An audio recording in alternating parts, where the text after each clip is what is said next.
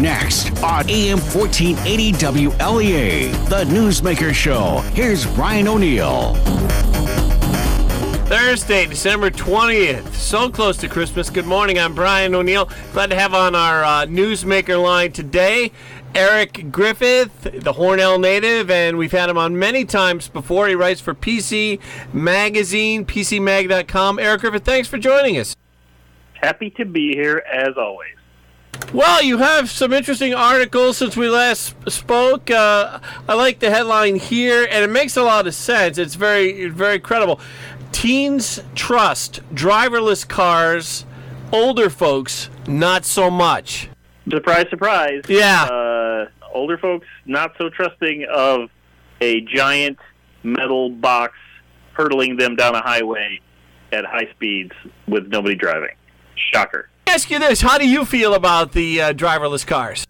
Well, I guess as a person who is halfway in between a teen and the elderly, I like to think, though probably slightly more on the elderly side, not a huge fan, I guess. I haven't actually been in a driverless car, so I don't know that I would necessarily trust it. However, I do know that GPS technology is amazing. My current car, which is a 2018 Honda CR-V, has some amazing technology in it that prevents it from even letting me go over the lines on the side of the road, something that I never would have thought cars would have had years ago.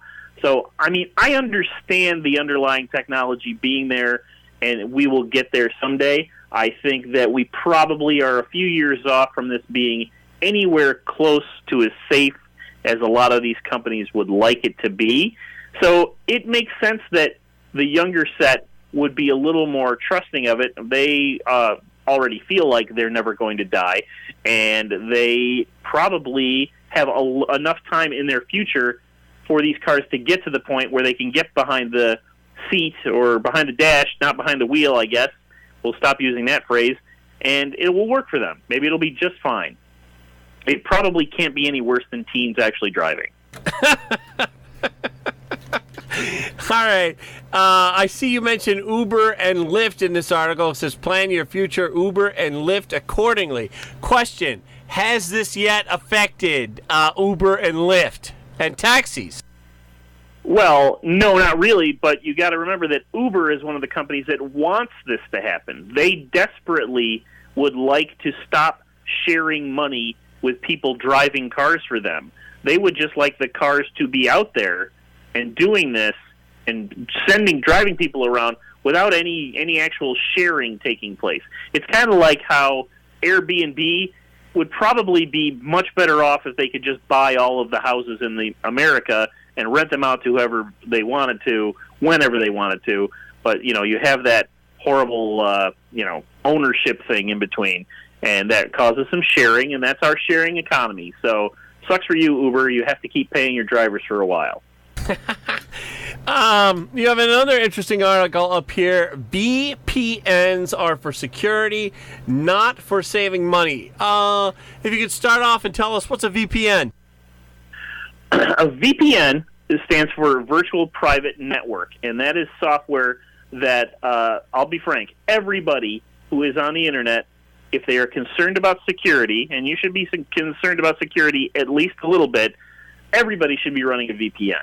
It is software that lets you basically make a tunnel between your computer or your laptop or your phone or your tablet, because it works, VPN software works on all of these, and it will connect you directly to a service on the other end of the connection.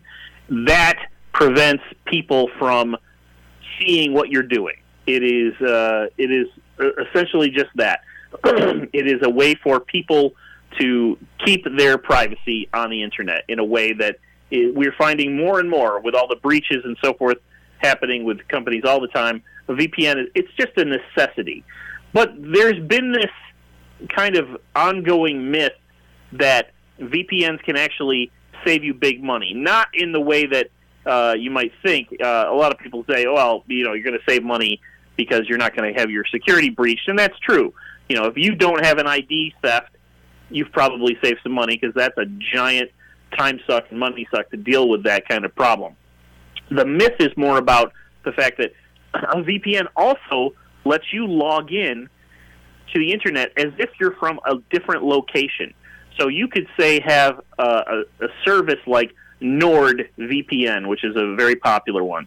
You could log into it and pretend that you are from the United Kingdom or from Azerbaijan or from Canada or wherever else that they have servers. By doing that, you have made your location look to other services on the internet as if you are from that place, and therefore you could get savings that only people in those locations can get. One other thing that people use this for a lot is to mess around with Netflix. If there's shows on Netflix in another country that you can't see in the United States, you can pretend you're from the United Kingdom and watch a bunch of Netflix shows that aren't available in the U.S. That's a typical way to do it. It's kind of illegal. It's kind of douchey. People do it all the time. But as for the actual saving money thing, like, say, buying plane tickets or renting cars or getting hotel rooms and getting them super cheap, in my research, I was not able to really do that. The savings as they were minimal, and the amount of hoops that I had to jump through to make it happen, it wasn't worth it.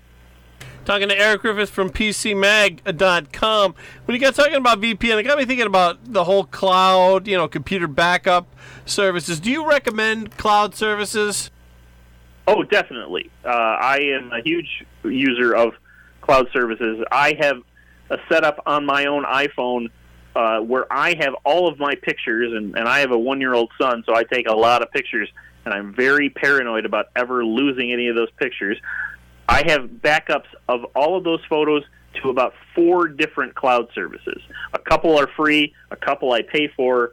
They all do a pretty good job of just sucking those pictures up into the internet and making sure they're stored there. Now, that said, the free ones, they could go away at any moment. That's the price you pay for the service. And if you're not paying for it, well, then you just have to accept that someday that could go away. For example, was a great service named Flickr that was owned by Yahoo, and then when Yahoo got bought by Verizon, they sold off Flickr to a third-party company, and that company has now changed the terms of Flickr so that all of the free uploads we used to have of photos, now they're limiting it to 1,000 photos. It's not an unlimited service.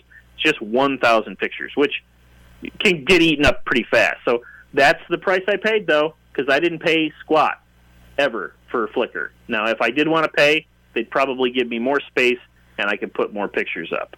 But, you get what you pay for with these kinds of services. Looking at your article here, and this would be a good one for those last-minute shoppers, 14 great gifts for cord cutters.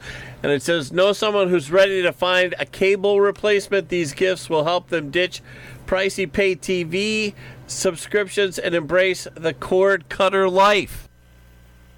That's right. Cord cutters is the generic term for anybody who hates cable TV so much that they have gotten rid of it. They killed their account over at Spectrum, which is the big one in Hornell and most of the rest of New York State, and they have embraced a lifestyle that includes both streaming services like Netflix and Hulu and Amazon Prime Video, but also, you have to remember, a lot of broadcast networks are still available quite easily over the air, even in high definition. So those giant television aerial antennas that we used to have back in the 50s and 60s, those things that they looked like the mast of a boat, they were so big, and they could fall off your house and kill you dead. Well, guess what? You can still get those kinds of things, but they're a lot smaller, they look a lot cooler and sexier, and they can grab high-definition broadcast television of the major networks out of the sky. And I believe Hornell would still be able to get some of those broadcasts probably out of Rochester, maybe out of Buffalo, probably not so much Syracuse. That's probably too far away. And maybe even Elmira. And you'd be able to then use products like I have in this gift guide, like, say, a over-the-air DVR that would let you record all those shows to a hard drive from all those networks and watch them at your leisure whenever you like, pausing it to get up to go to the bathroom, whenever. It's the best of all worlds without paying a cent to Spectrum. Yeah, what's Dish Hopper 3? Dish Hopper 3 is the equivalent of that, but just for people with Dish Network's satellite service. So it is a DVR, it's a digital video recorder, and it has 16 tuners in it. So if you have a Dish Network dish and you have the Hopper 3, you could record as many as 16 different television shows simultaneously, and this sucker will hold 2,000 hours of content. That's 2,000 hours of stuff that you can watch whenever you want, skipping through all the commercials and never watch a commercial ever again. Here's another one off your list of 14 great gifts for cord cutters. It's called Synology Disk Station DS718 Plus. Now that is a special product for a special kind of cord cutter, because what this is, Synology makes what we call network attached storage, or an NAS,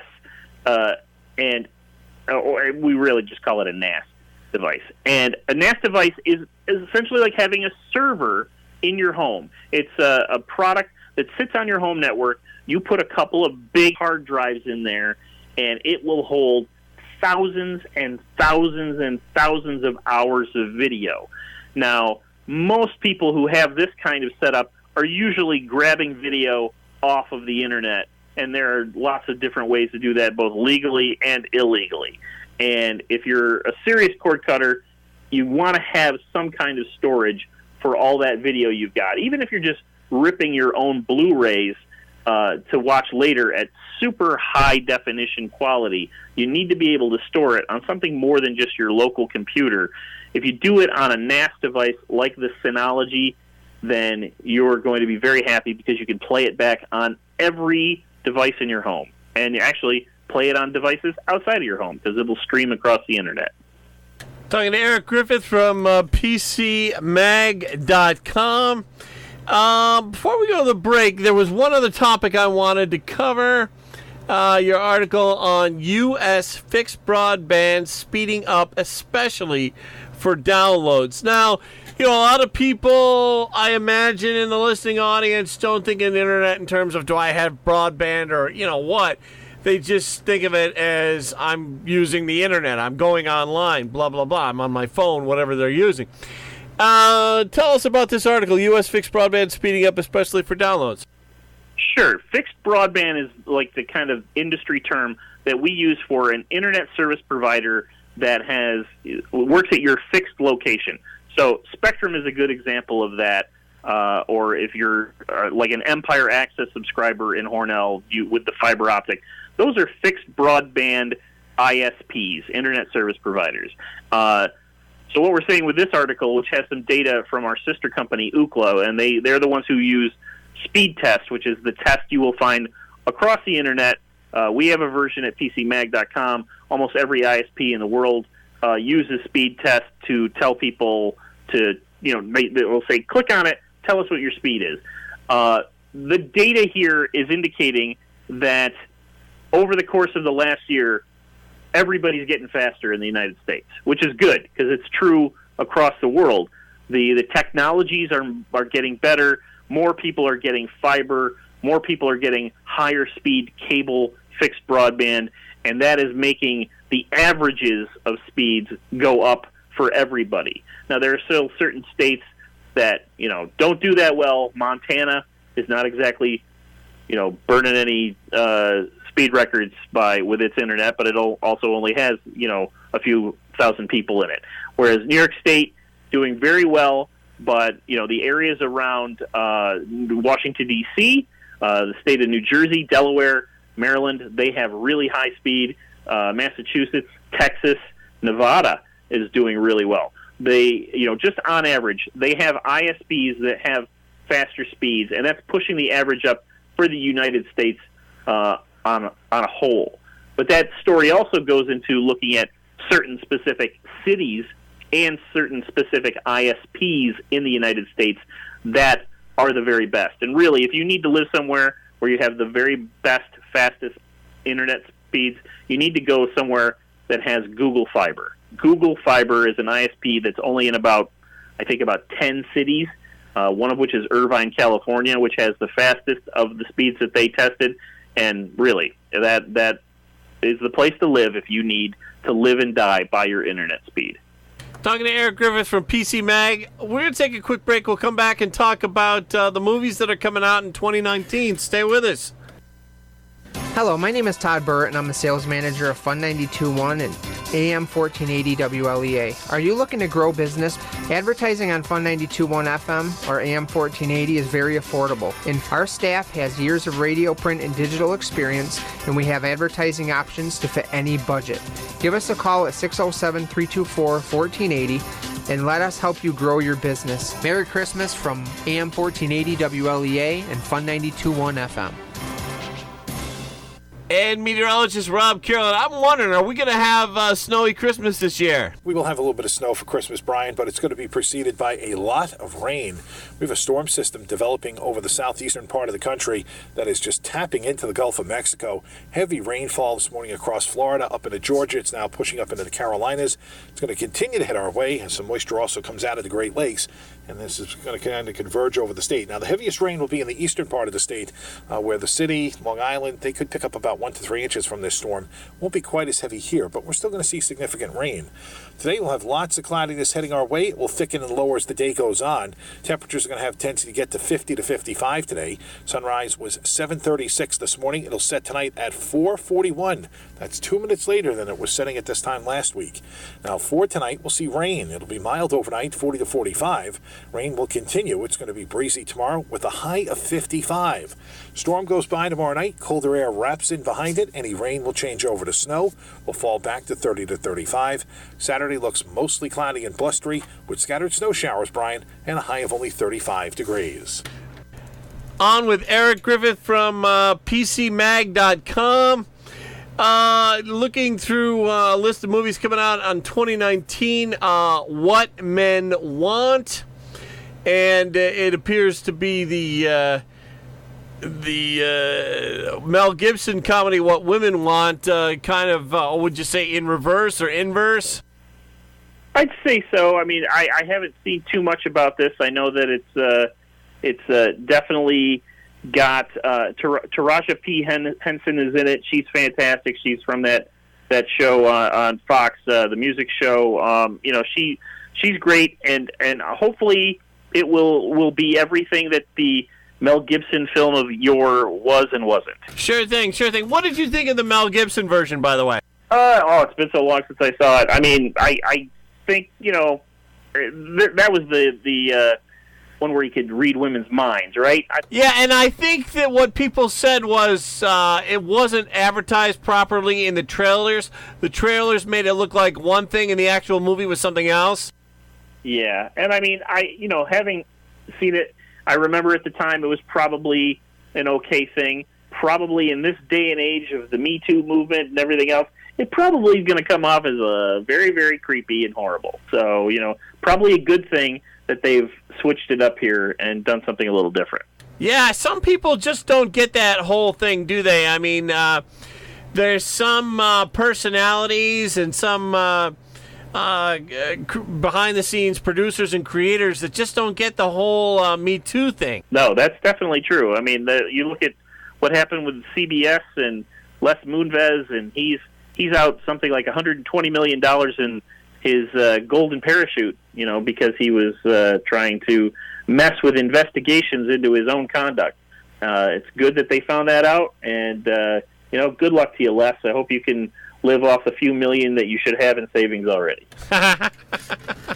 What about Captain Marvel? That's coming out, I see, March 8th, 2019? Oh, that's the next big Marvel Cinematic Universe movie. Believe me, one I am looking forward to quite a bit. There's going to be about 3 or 4 Marvel movies, I think, in 2019. Of course, the big one is going to be the sequel to last year's Avengers, where we get to find out exactly what happened to all those people that, spoiler alert, died at the end of the last Avengers movie. That's not much of a spoiler since it was 10 months ago.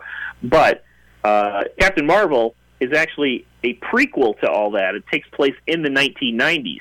So it's kind of setting up a character who will be a big deal in the next Avengers movie. But first we get to see her whole adventure and origin and see exactly why she is what she is. And she apparently, from the trailers, is a human being who thinks she's an alien. But she has superpowers, so maybe she's closer to alien than she is human. We're going to find out pretty soon. Tom Hanks has a World War II movie that's coming out in late March. It's called Greyhound. See that Elizabeth Shue is in it, and he's going to be a naval commander again, though this time many decades before. He played, I met that guy too. Congressman Eric Massa emailed me one morning and he said, hey, I'm giving an award at Elmira College to this guy. Captain Phillips? Yes. That was an amazing and true story. Anyway, Tom Hanks has a movie coming out, another World War II movie.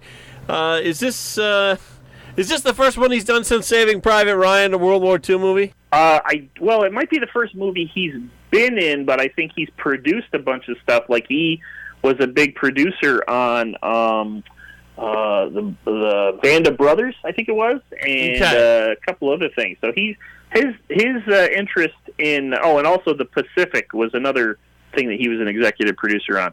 His interest in World War II definitely was very piqued by Saving Private Ryan back in the day, and it looks like that is not abating. This Greyhound, I haven't seen too much about it, but it definitely looks very interesting, and as pretty much everything Hanks does is. I mean, I'm really looking forward to seeing him play Mr. Rogers. I think that's going to be great. What do you know? Do you know when that's coming out? Sometime in 2019. I don't even think it has a title yet, and probably the best title for it was already taken because they did the documentary this year about Mr. Rogers, and they called it "Won't You Be My Neighbor?" And that's the best title in the world for anything about Mr. Rogers, but that one's already taken. So now there's so many movies coming out. We're skipping over some of them. A Godzilla movie coming out in May of 2019, May 31st, and it says Godzilla is back in the global ring with 3 new challengers, and the original Godzilla reboot director Gareth Edwards is leaving blockbuster filmmaking for a while, allowing Michael Dougherty to do this one. Yeah, this one, I mean, I'm a huge Godzilla fan of yore. As a child, I would come home from school at the Hornell Middle School, we called it back in the day, now the intermediate school. Right. And I remember being a latchkey kid enough to go home and watch Godzilla movies on WPIX, just sitting in my living room for hours on end. Love that stuff, and I love these new Godzilla movies. This is going to be the first one made in the United States that is going to include a bunch of other well-known Japanese monsters like Rodan and Mothra, and the big one is the 3-headed dragon himself, King Ghidorah, and that's the big bad guy of this film. We're going to be having some giant kaiju fights in this film, and I am looking forward to it a lot. Donald Glover, Beyonce, and a bunch of other famous names going to be in this summer's Lion King movie that comes out in July. Yeah, that's going to be the latest in what Disney likes to call live-action reimaginings of their animated films. Of course, almost nothing in this film is going to actually be live-action.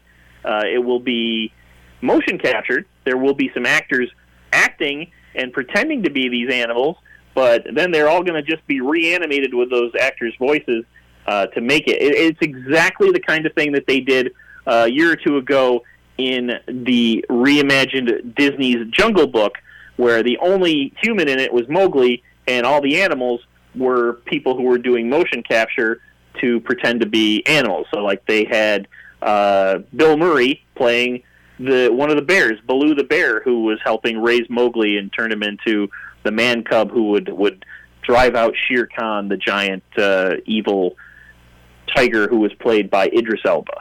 Those and some of those people I'm sure didn't even necessarily do motion capture. They might have just been lending their voice talents to the work. But we'll see some of that in The Lion King. A lot of that in The Lion King, because it's a huge cast, and it's going to be very interesting to see. And the last one I have time for on today's show, because we're getting close to running out of time, Downton Abbey. And it says it's going to be a lot of the original cast members from the TV show coming back for this one. Yeah, the trailer, it's not really a trailer, but more of a teaser, just premiered this week for this, which has a lot of nice close-ups of the famous building that they used as the setting for Downton Abbey in the show. And I watched however many years of Downton Abbey there were, 5 or 6 of them, loved them all. I was a huge fan of the show from day one when I watched one of the servants from Downton Abbey trip another one of the servants who had a bum leg in the gravel driveway, and I was like, oh yeah, this is the kind of snarky Englishness that I love. And the show never disappointed, and I'm really looking forward to getting to revisit these characters again sometime later in 2019 with most of the original cast. It looks like almost everybody's back. I think that was a smart move. How about you? Oh yeah, definitely. Yeah, they didn't want to do a reboot. They needed a continuation of this. It hasn't been that long. Eric Griffith, we're out of time. Want to thank you so much for coming on, and have a great holiday. Thank you very much. You too.